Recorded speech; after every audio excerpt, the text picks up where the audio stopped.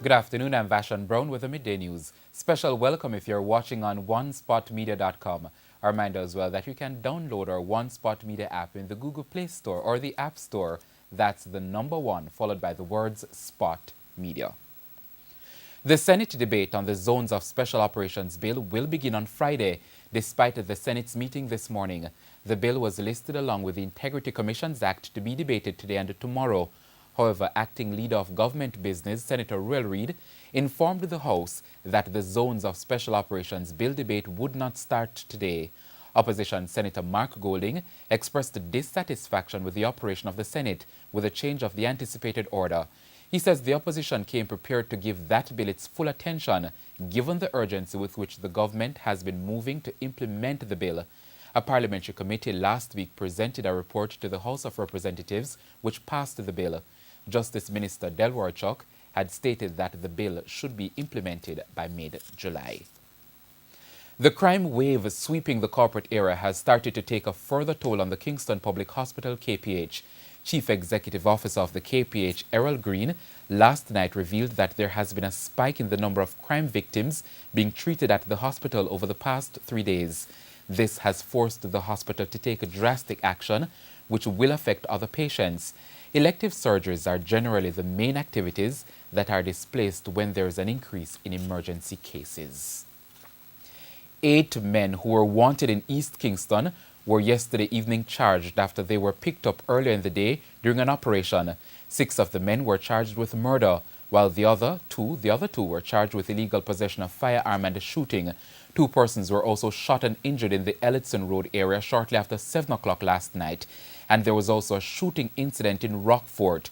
Head of the Corporate Communications Unit, Superintendent Stephanie Lindsay, says the intelligence received has been reaping results. Now, gang violence has again been blamed for the flare-up. And as the bloodletting continues, 4 persons were shot and injured in Waterhouse, St. Andrew last night. 3 of the victims are women. Reports indicate that shortly after 8 o'clock, several people were standing near Red Bridge when they were attacked. There has been a flare-up of violence in the community over the past week. A man was killed and a house firebombed. A Jamaican who was held last month by U.S. Immigration and Customs Enforcement ICE deportation officers is still in custody. The agency yesterday reported that Najee Antonio Clark was arrested on June 16. It said he's facing felony charges. The Jamaican reportedly entered the U.S. on June 17, 2010 with a B-2 visa and was authorized to remain until December 16 that year but failed to leave. Mr. Clark was arrested on June 16 outside the Queens County Courthouse in New York. During the U.S. 2016 fiscal year, ICE removed or returned just over 240,000 individuals. Nearly 175,000 were apprehended while or shortly after attempting to illegally enter the United States. The others were apprehended in the U.S. and the vast majority convicted criminals. A woman is dead and 17 persons injured following a 2-vehicle crash near the Vineyards Toll Plaza on Highway 2000 last night. The mishap occurred about 8:30 and involved a public passenger bus and a car. The Toyota Coaster bus had developed a flat tire. Head of the Highway and the Traffic Division of the Jamaica Constabulary Force, Senior Superintendent Calvin Allen, says the passengers had exited the bus when the tragedy struck. They were in the process of repairing or changing the tire. Unfortunately, Nissan Bluebird, traveling in the same direction, came down, seemed to have been going at a high rate of speed, and slammed directly into the passengers that were standing on the outside. In fact, they were at their safe area along the guardrail. The 18 persons were injured. The unidentified woman died at the scene, and one of the persons who was at the scene of the crash told our news center that the absence of lighting along that section of the highway may have contributed to the mishap. We sought a response from SSP Allen. Into all the variables, because based on where that car ended up, in terms of slamming into those passengers, based on what I'm understanding, were at a safe area along the guardrail standing. So we are really looking into how that Nissan Bluebird would have ended up at that particular point and would have caused this level of damage. In the meantime, a 19-year-old is in police custody in connection with a fatal crash. He was the driver of the motor car which plowed into passengers from the coaster bus. A farmer in Bull Savannah, St. Elizabeth, is urging persons who will be purchasing scallion in the parishes of Manchester and St. Elizabeth to be careful. This as thieves stole over 200 pounds of scallion from his farm last night. The farmer said it's important that individuals heed the warning, as a deadly chemical was used to spray the scallion to get rid of the beet armyworm. CARICOM heads of government are again locked in a meeting on the final day of its 38th conference being held in Grenada. The countries are under pressure from some quarters to increase taxes on alcohol, tobacco and other items to reduce non-communicable diseases, NCDs. This follows the review of the Port of Spain Declaration to combat lifestyle diseases. TVJ's Andrea Chisholm is in Grenada and now reports. Now, the issue was raised by Dr. T. Alafia Samuels of the Caribbean Institute for Health Research. She highlighted that tobacco, alcohol and sugar are the leading causes of non-communicable diseases, NCDs, in the region. That's diseases like diabetes, hypertension and cancer. So she wants CARICOM to impose higher taxes on things like tobacco, for example, to limit the number of persons who smoke. And that way it will reduce their risk to non-communicable diseases. We are signatories to the Framework Convention on Tobacco Control, which is an international treaty which requires us to do certain things, and we have not been meeting all of these obligations. We have signed the document, but the implementation gap, as was mentioned earlier. So smoke-free should be everywhere. It is not. Taxes should be at 75% of the sale price of tobacco. It ranges from 60-something% to like 15% across the region, so there's potential for getting money. Dr. Samuels also wants CARICOM to impose higher taxes on fats, sugar and salt. But Grenada's Health Minister Nicola Steele said the matter is not that simple. Appropriate taxes on alcohol, sugar or tobacco has to be addressed. And in most Caribbean territories too, sometimes it's not just simply the higher the tax, the greater the deterrent. You have to find that balance where at a certain point, increase in taxation doesn't necessarily decrease the use of the product, and also to make sure that in taxation of that product, there is an accessible alternative to the public. And of course, CARICOM leaders will be discussing that and other issues later today. Just an update on the ongoing crisis in Venezuela.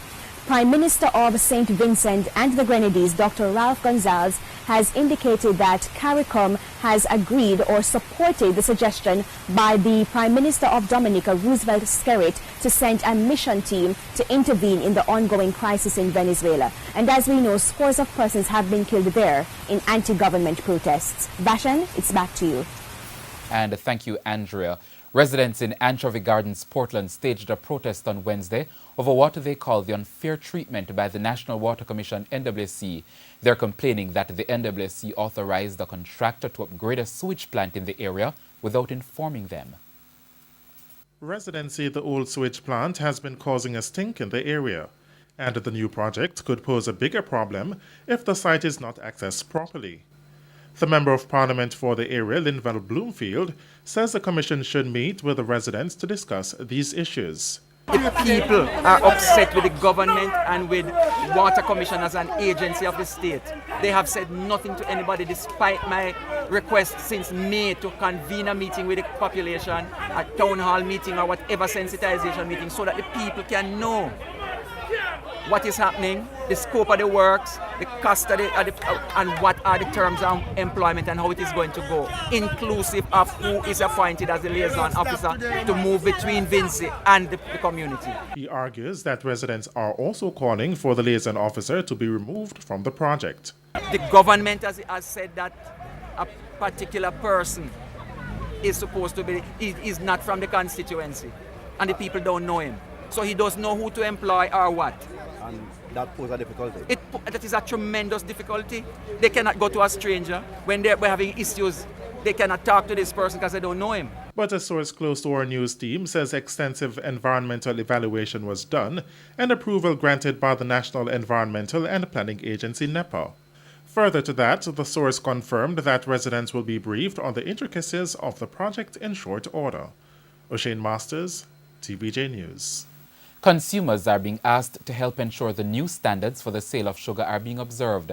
Under new guidelines, which came into effect on July 1, retailers should package sugar in heat-sealed bags with proper labeling.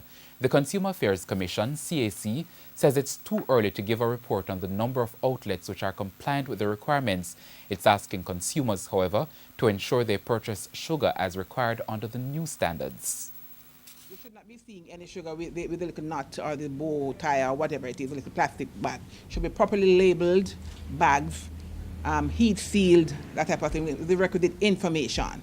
If there are consumers out there who buy sugar that are not labeled, not properly packaged, please call the Consumer Affairs Commission or send us an email with the date, product of purchase, take a picture so that we can identify the issue and treat with it accordingly. In the meantime, the CAC Chief Executive Officer says similar packaging and labeling standards will soon be implemented for other products, including rice. Off with the rollout of the sugar. As you know, sugar is something that we can consume, ready-to-eat meal item. The other items, you have to cook them. So in terms of any form of contamination or so, it can be destroyed by heat. But certainly the sugar, many times we just make a juice or whatever it is and we have the sugar. So the contamination factor is more significant there. So we have actually started, the Ministry, along with the Bureau of Standards and the National Compliance and Regulatory Authority, right, they have actually started with sugar, but we are moving towards the other products. And in sports, the Reggae Boyz wrapped up training on Wednesday as they get ready to leave the island on Friday for the CONCACAF Gold Cup in the United States. After seeing his chances of representing Jamaica limited by injuries, striker Darren Mattox is back in the national setup. He's been recalled for the upcoming CONCACAF Gold Cup and is eager to get going. Last season was very tough for me in terms of injuries, and I actually just came off an hamstring injury, but back and ready, good to go, Really excited for the experience again to play the Gold Cup, Did really well in the last tournament, but it's a new team, a new coach, new environment. So got a mixture of young players and experience, so I think that will be very good. And his first match will be against Curacao, the same team the Reggae Boyz lost to in the Caribbean Cup final a week ago. Whitmore says expectations must be tempered. We all love win, but again we have to understand the process. We have to a bit patient, and this is a rebuilding phase. So as much as we all want to win, we have to understand again. The Jamaicans are drawn in Group C alongside Curacao, Mexico and El Salvador. Reporting for TVJ Sports, I'm Keon Reyna. And that's the Midday News. I'm Vashon Brown. Join us at 7 for a primetime news package. On behalf of the news, sports and production teams, have a good afternoon.